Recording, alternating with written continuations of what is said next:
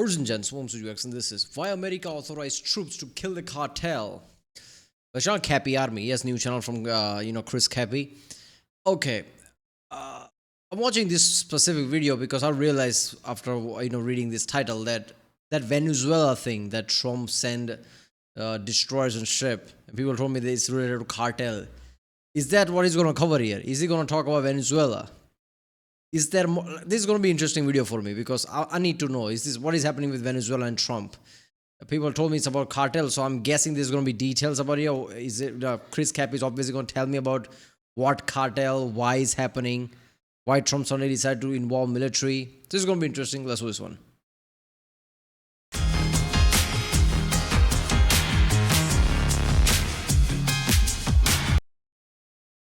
Holy smokes, you guys, the US government just ordered the Pentagon to start using lethal force against the drug cartels. This is a gigantic change because up until now, the US military has only been authorized to creep on the cartel using surveillance flights and drones. President Trump has quietly signed a directive green-lighting US military force outside of the United States. The target? Powerful cartels. This is not a drill, you guys. This information is coming straight from the New York Times and their sources inside the White House. And the plan has already been in motion for the past couple of weeks. But I think this is actually just one part of a series of sweeping steps that have been happening simultaneously across the Western Hemisphere, including a massive federal operation right here on US soil that we're going to get into. What we're witnessing is the most direct, lethal action ever taken against the cartels by the American military, which will have huge consequences for multiple different countries, including Venezuela, as we'll soon see. Today, we're going to examine how many US troops are being deployed and where they're going. They've already been ordered there, what this change means on both the tactical and diplomatic level, and why this military action might not look like the kind of conventional strike that we would suspect. Today's sponsor is World of Tanks. I play it when I get done with work every day because I only have a little bit of time each night to play games, and it lets me jump straight into the action online. Within seconds, I'm blowing up enemy tanks. World of Tanks is a free... I like how it's World of Tanks and not... Yeah, I like how it's World of Tanks and not War Thunder, which is like, I guess we know where Chris Cap is getting his intel from, but no, it's World of Tank.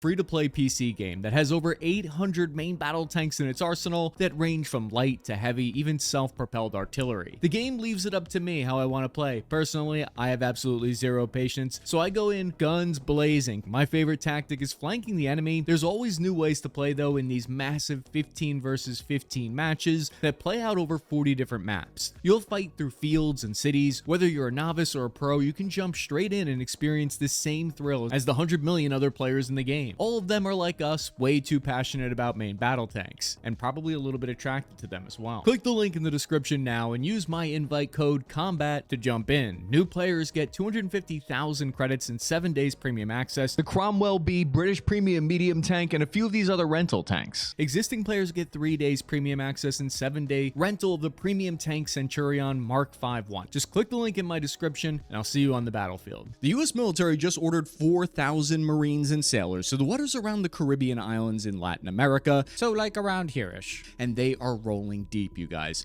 They have the 22nd Marine Expeditionary Unit is going there on board an Iwo Jima amphibious landing ship, which is basically a mini aircraft carrier with fighter jets, attack helicopters, landing craft that can bring armored vehicles on shore.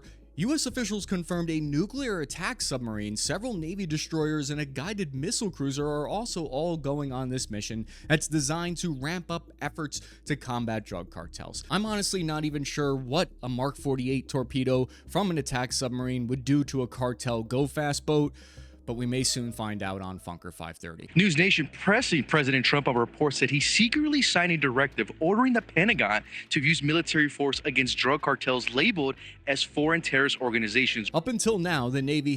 What the fuck is this? Imagine that shit. Drug cartel. Oh, we have so much money. We're drowning in drug money. Oh, who can take us on? And then the slowly shadow looms and they're like, oh, fuck me, here's US military. Are you supposed to fight US military in any capacity? Imagine that colonels and like all the like generals of the military, like, what should we use, sir? I don't know, like, use that missile. I guess that's sufficient enough. It will blow the fuck out of that ship. Nothing will left of it. Like, yeah. The problem with this thing is, like, I can already kind of see it. There's a reason why people haven't done that in the past. and CIA always does this kind of like a covert and like black ops level shit. Because if you use military to attack cartels in other countries, those other countries can just claim USA is attacking them because kinda, right?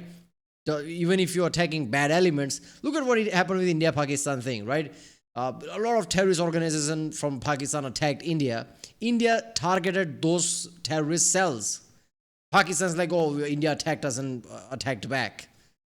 This is it's going to be similar. Like Venezuelan president all like, oh, I need recruits. US is about to attack us type of way. So military does attack them. They will respond, and it will just turn out to be a war. That's what would happen. This is why people haven't used military in the past. But then again, what would you do if like cartels are an issue and the issue is not going away? You have to do something, right? So it's like you will have opinions. Who's right, who's wrong, who the fuck knows? He has had to work through the Coast Guard to legally take any lethal action or make any arrests. Officials say the Department of Defense is now drawing up multiple options for kinetic action against the cartel. What will that look like? According to the Washington Post, quote, discussions have ranged from using Navy destroyers to launch missiles at cartel leaders or infrastructure to partnering more closely with Mexican authorities to target the criminal organizations, end quote. That is, of course, in reference to building barracks and safe houses in Mexico with their authorization to allow American special operators to work out of. That would give them the capability to run killer capture missions against targets involved in the drug trade. In May, the United States and Mexican forces raided 3 major drug labs in Sinaloa, seizing fentanyl and chemical precursors, a rare strike on the cartel's own turf. When you hear a military officer use the word kinetic action, it's not some kind of 9th grade scientific physics experiment. It's just a Pentagon-approved euphemism for killing people. The Washington Post goes on to say a U.S. official familiar with the issue. I love how they're using scientific terms. Let's go kinetic with them. Like, oh, I think we all know what kinetic is. Use force, point blank. Who said military strikes would be audacious and potentially unlikely to get approval from the president. What that means is they're signaling there are limits to what they're currently willing to do with the rules of engagement. Over the past few months, 2 U.S. Navy Arleigh Burke destroyers were quietly deployed to the Gulf of Mexico. I mean, the Gulf of America. I can't win here. I'm cringe either way I go. The point is, this hold up there. Who? They say like, oh, it's not Gulf of America. Who decides what it's called? Who has the authority to call it? Like international waters. Like, what if tomorrow, like somebody say, oh, by the way, okay, I guess China already does that, right? Like, oh, this is China Sea. While other would say like, oh, this is. So I guess it depends on how you recognize it. And if America says Gulf of America, people are not gonna fight back because like you don't want to go against America in any way, whether military or economic wise. So yeah, I guess it's Gulf of America. Historically a really unusual move to deploy destroyers to the Gulf. It was done in anticipation of strikes being ordered against the cartel because that would put those destroyers within striking distance of cartel drug labs and distribution infrastructure with up to 96 Tomahawk land attack missiles. We're still working on developing a missile variant that attacks the demand for drugs though. This new order now gives the justification for direct military assaults both at sea and on foreign soil against cartels. However, according to the publicly available diplomatic messages from both Mexico's president and the U.S. ambassador to Mexico, who's Ronald Johnson, they both claim this will not be a conventional military operation. Ambassador Johnson said on X in a statement, quote, "This is not about the United States acting alone. It's about building a joint, unshakable front with Mexico to defend our citizens, dismantle the cartel's networks, and ensure that..." Yeah, it's not just America. Only reason they're saying that is like they don't want Mexican people to rally. Like, why are you letting Americans do things here? So they're just like, yeah, Mexicans are involved as well. And they see the paper trail like 99.9% of personnel are American, and there is some 0.1%. There you go. Yeah. That the only people who need to fear for their future are those who profit from murder, addiction, and chaos. End quote. It sounds like something a CIA spook would want me to think. Oh, wait. Ronald Johnson actually did work for the CIA in his past, and his background in the intelligence community in the United States has been taken as an indicator of the U.S. intention to use covert military action and paramilitary groups against the cartel.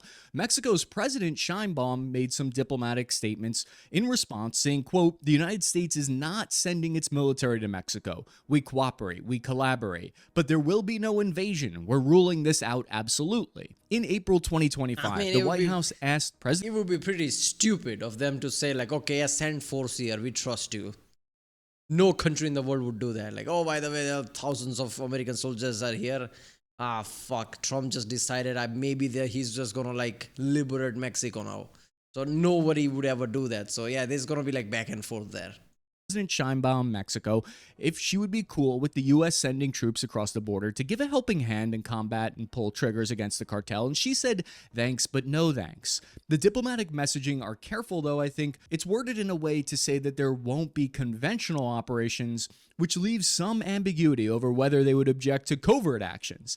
This is the kind of phrasing that officials often use historically when they're hinting at intelligence operations. But I think it's easy to miss some of the actual targets of these sweeping changes.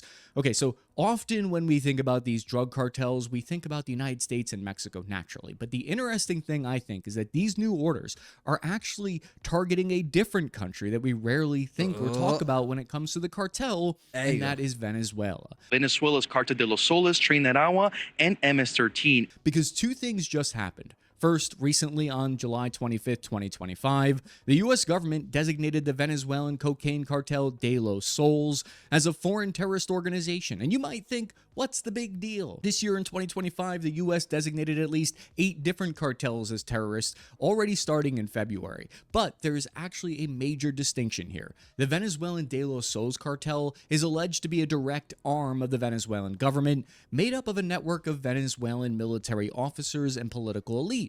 Started in the 1990s with traffickers in Colombia bribing Venezuela border guards, which escalated from there into being accused of being a narco-terrorist state-run enterprise.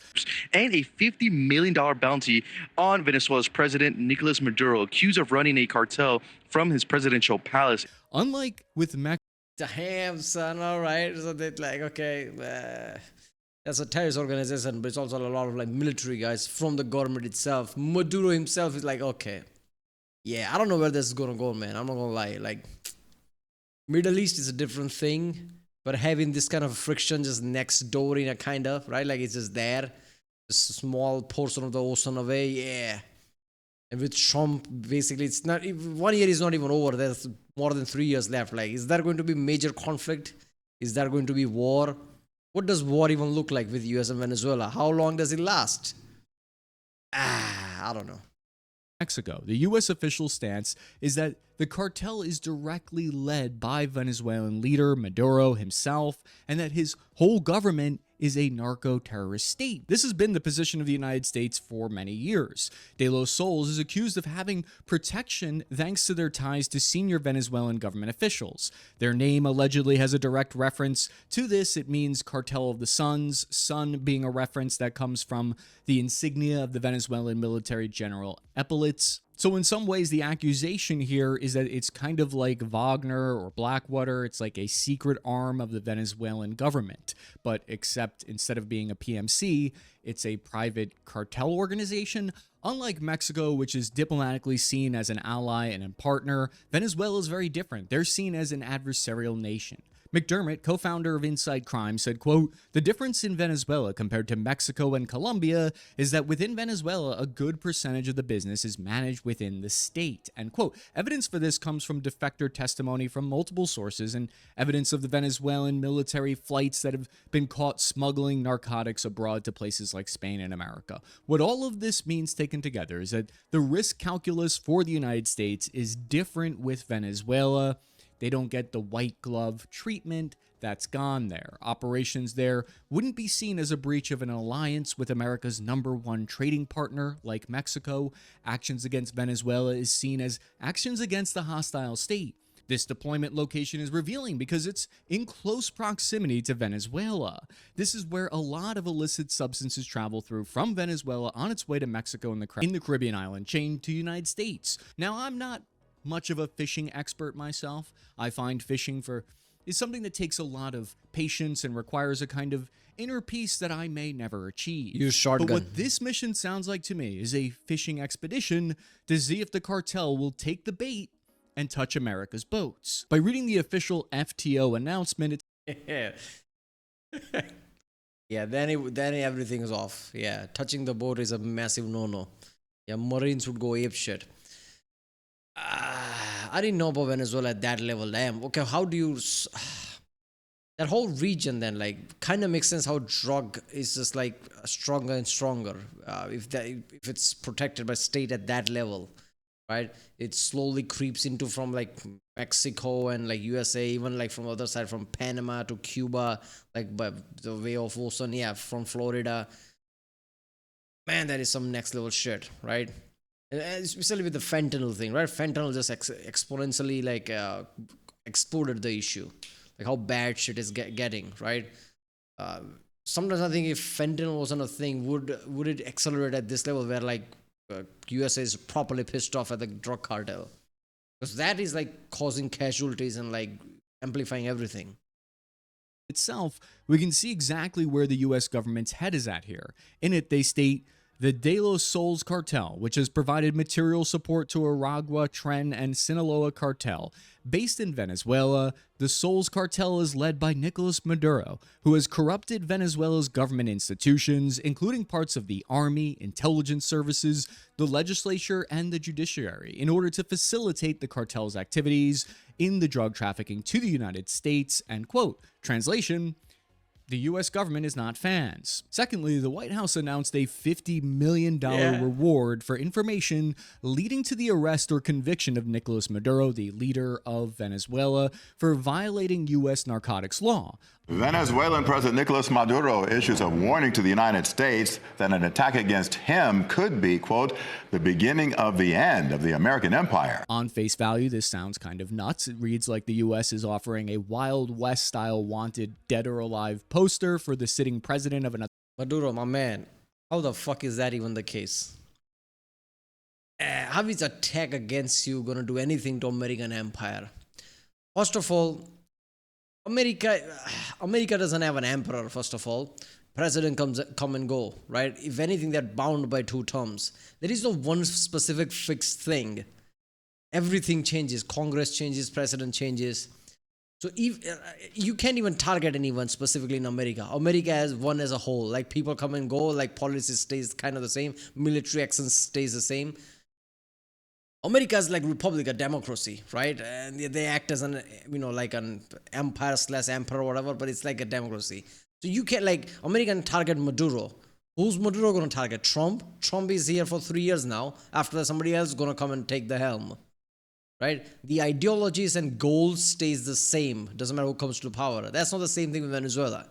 They can change Maduro and like everything else and things will change. That's not the same with USA. And not to mention, USA is literally flying above the cloud while you're at the ground. You're not even in the same league. In which universe you're going to cause problem to America? That doesn't even make sense. Tell that to anyone. People will be like, how does that even make sense? You're not even in the same league, man. Another country. For context, that's twice what was offered compared to the reward to capture Osama bin Laden. You guys, I've got a tip. He's in Venezuela. Can I get the reward money now? But on the real, why would they offer a reward like that? What do you mean? They know where. They're not giving you money for know where he is. Everybody know where he is. It is like they need proof of his criminal activity. That's what the reward is. This is widely believed to be a kind of psyop. That kind of money could lead to a coup or instability in his inner circle. It's like putting a price tag on regime change. In order to collect that reward, though, it would have to be someone with direct access, his senior military officers, for instance. Hear me out. You have money. You have a lot of fucking money. Just say reward is $1 billion. Why 15 and 50 million? Say $1 billion. Why the fuck not? $1 billion is nothing for you, for US government. It's nothing like that. You just like, that will trickle out into military complex like it's not even there. You won't even do nothing and $1 billion will be wasted. How much, like you wasted nearly $500 billion during COVID. Gave people money like they didn't even receive it, like somebody else received it, some rich guy received it. Say $1 billion, then see what happens. It's America. What do you mean 50 million?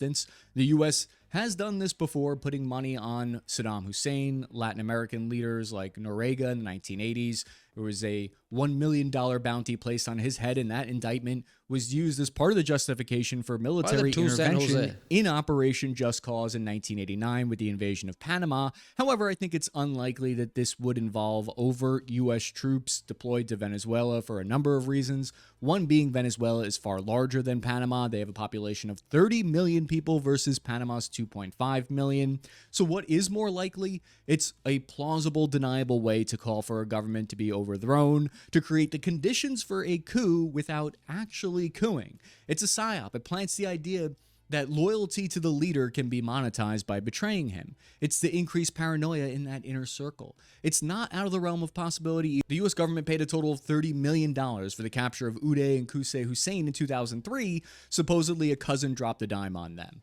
If someone put a bounty out on me, I'd be looking around thinking, which one of my friends is going to sell me out for $50 million? That's why I don't have any friends, so no one can even threaten to betray me. Why are the U.S. and Venezuela at such odds? Since 2020, Maduro is accused of ending democracy, fully grasping power in Venezuela during that 2024 election. Practically speaking, Venezuela has the largest proven oil reserves in the world, I believe more than even Saudi Arabia. Oh shit, look at that, more than Saudi Arabia. Don't Saudi have the biggest number of oil reserves there is? Saudi and Russia, right? So Saudi was number one. So they're more than Saudi Arabia? Damn! 300 billion barrels. Oh, USA went to war with Iraq because of oil. It was because of oil. Let's not bullshit about like 9/11, right? They knew Iraq has something to do with that shit, and they still were like they needed oil. Could they do this? They could, like, Trump is so like on the face shameless. He could just say like, yeah, we're doing this because of oil. What? He wouldn't even try to hide it like Bush did. He could just say like, yeah, we need those $300 billion barrels. I don't care. He could just do war based on that. And they maintain state control of it all, which the U.S. says Maduro uses as a political weapon. From a national security point of view, Venezuela hosts Russian military advisors. They have major arms sales programs with Russia, and they've granted port access to Russian warships. They've had bombers there. They have S-400 anti-air weapon operating in the Western Hemisphere here, and China heavily invests in Venezuela's infrastructure. They have S-400? Okay. How they got that? Like, you know, even Iran has S-300, right? How powerful is Venezuela? Like, I don't even know, man. I've never heard of Venezuela military or anything like that. Are they powerful enough compared to Iran or something? Are they? I don't know. Yeah, S-400 is not some magic weapon, man. If used right, S-400 is great. As we've seen in India-China conflict, India-Pakistan conflict. Basically, India-China, it was Chinese equipment that Pakistan had. S-400 worked great, but then again, India had many other, their own technology that they made together with something like Israel and like France. So Western tech, basically. S-400 alone, would that work? I mean, it's not working in Russia, Ukraine. Like, S-400 is not working that great. So I guess it depends how you use it. Against USA, like, would that even work? I mean, come on. Iran sends oil tankers, military technology, as well as Quds Force operatives, which is like their version of the CIA. Venezuela is seen as a foothold from Washington's perspective, as their main strategic enemies are allowed to go there. So the confrontation with Venezuela turns from this kind of counter-cartel mission in the Western Hemisphere into a potential flashpoint with other major nations. From Venezuela's point of view, the U.S. stance is seen as hostile interference, and that they're messing with... Yeah, Brazil is not really a fan of USA right now because of like 50% tariff. Brazil being like part of BRICS now. Russia, India, China just met at China, right? Like they're doing this kind of collaborative thing when it comes to like economics, not military thing, but like, okay, let's walk away from dollar thing. Brazil is part of it. Brazil is not a fan, obviously, for many reasons. So if they do something at Venezuela, what would Brazil do? What would Brazil react as? With their sovereignty. Venezuela's government argues that the U.S. has a long, troubled history of intervention in Latin America, and that this is just an extension of that. In Latin America, war on drugs is in Latin America, in Asia, in Middle East, everywhere, basically. What they claim. Venezuela's public opinion is split between a faction that supports Maduro and a faction that opposes him. But according to what we're hearing from insiders close to the White House, the plan is to totally obliterate the Venezuelan cartel's operations in the Western Hemisphere. which hints at the scope of this mission. However, one of the biggest challenges is that the US military lacks the kind of relationships that the FBI and DEA have developed with Mexican authorities since the 1980s. To try to fix this, the Pentagon recently established something new. It's called the Joint Service Interagency Advisory Group. This is a combination of US Special Forces operators that work alongside experts from agencies like the FBI, DEA, that have an on-the-ground presence in Mexico. Wait a second. Isn't this just the plot to that movie Sicario?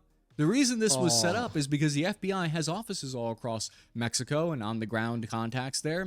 Hollywood usually is, if some smart people imagine certain scenario based on real life event, they could predict shit. So a movie being true is not that far-fetched thing. Like, what was it, like Star Trek? No, Star Trek?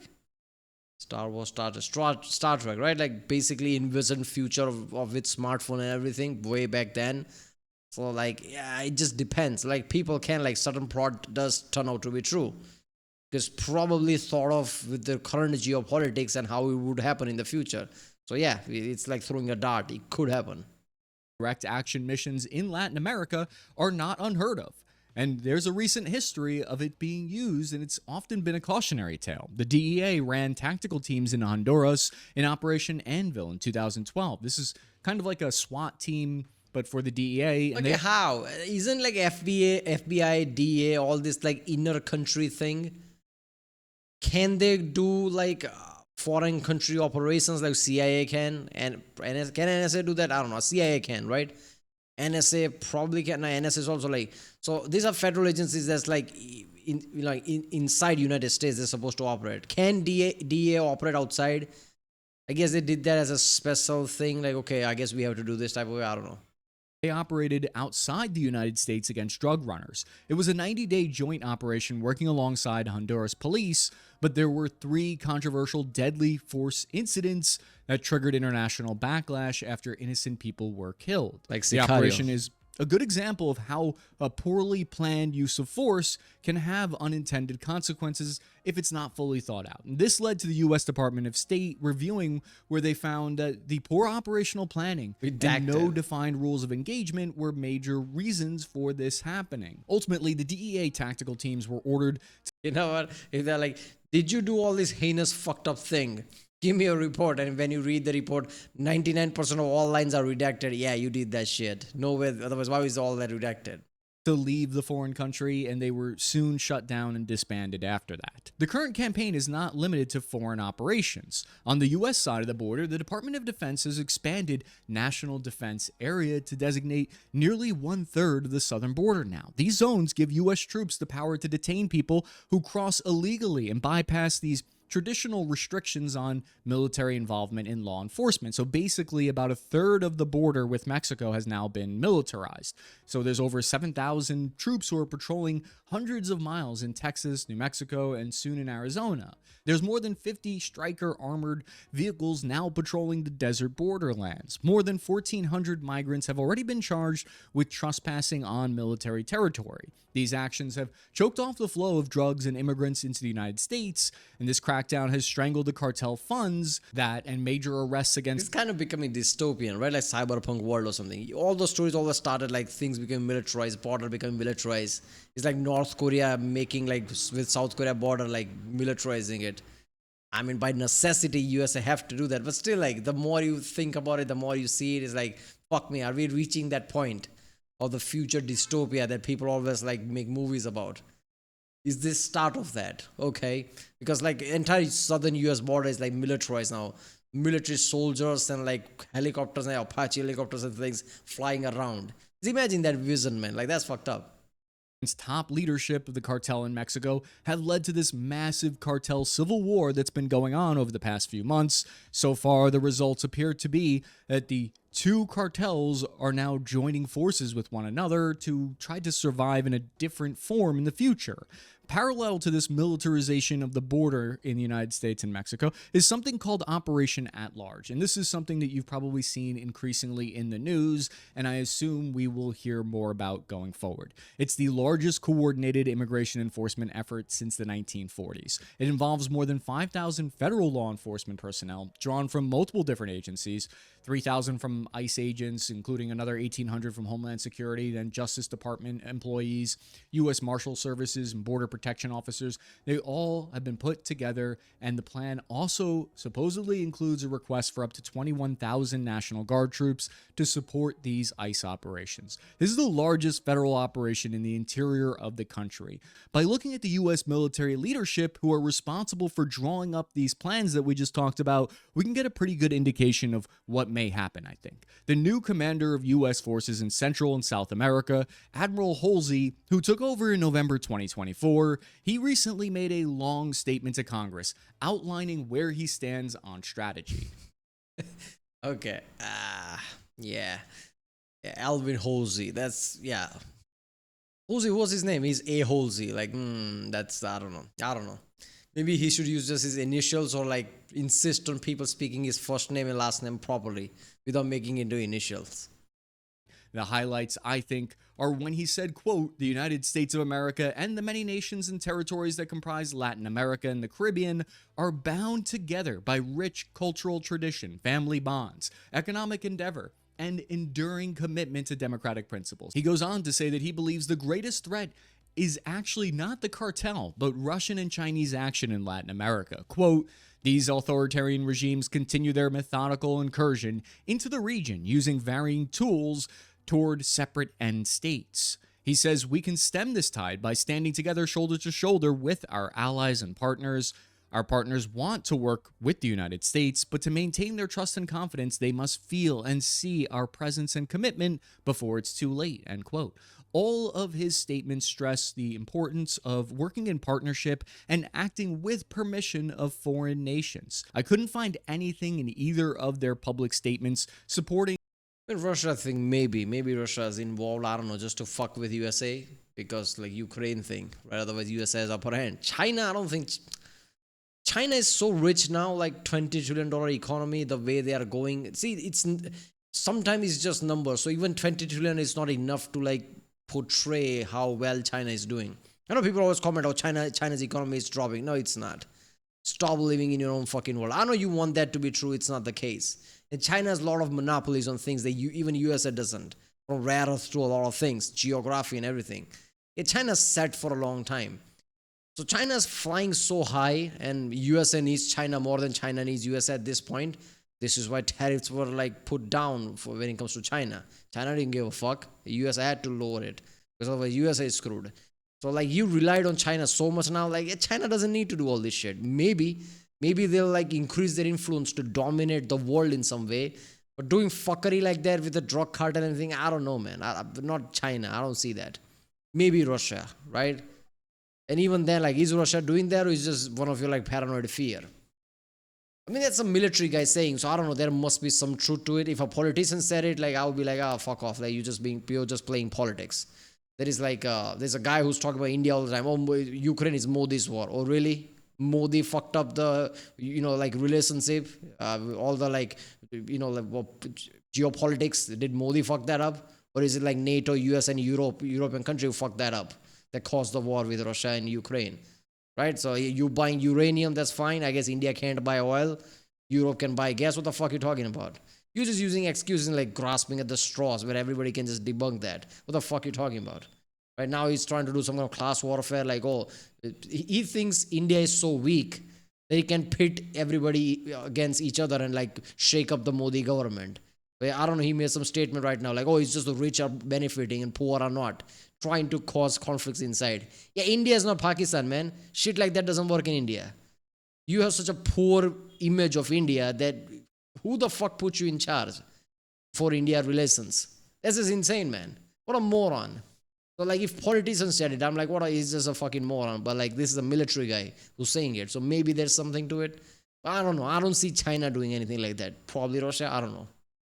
Unilateral military action in Latin America That doesn't mean that it's not possible they would do something like that, but it's always worth looking at who's in charge of the actual day-to-day operations and if that ever changes. And all of the media sources say that the president has signed a secret directive here and that it could have either been a presidential finding for covert action or it could have been a presidential memorandum, which is a way to issue top secret sensitive missions in the military. From here, officers go on to create con plans, and they're not just ways for them to justify them having jobs. Those are then turned into operational plans, which are put into action. All of these stories taken together, I think something becomes clear here. What is emerging is a multi-front campaign, militarized buffer zones on U.S. soil, mass immigration raids supported by an unprecedented number of federal agents, and in some cases the military, like in Los Angeles. And there are expanded covert intelligence collection over foreign territory, and now directive to conduct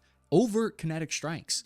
What we're seeing is a campaign in the Western Hemisphere unlike anything we've seen in recent history. It's being run simultaneously at home and abroad, with the military and intelligence community operating at the forefront. And remember, if you're looking for a way to relieve stress each day, why not give World of... Yeah, there you go.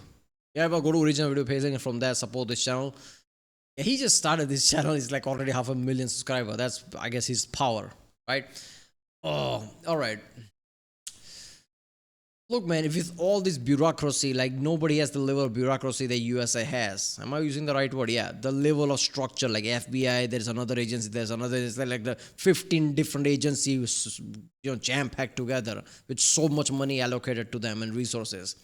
If you can't do something with this, if you can't achieve your goal, in the end of the day, after a few years, like what did USA do? Nothing. Drug cartels are still where they are. At that point, dissolve most of these federal agencies, man. Because you're just wasting money if you can't give the result. I'm not saying it's your fault, but if you can't do something with it, what is the fucking point?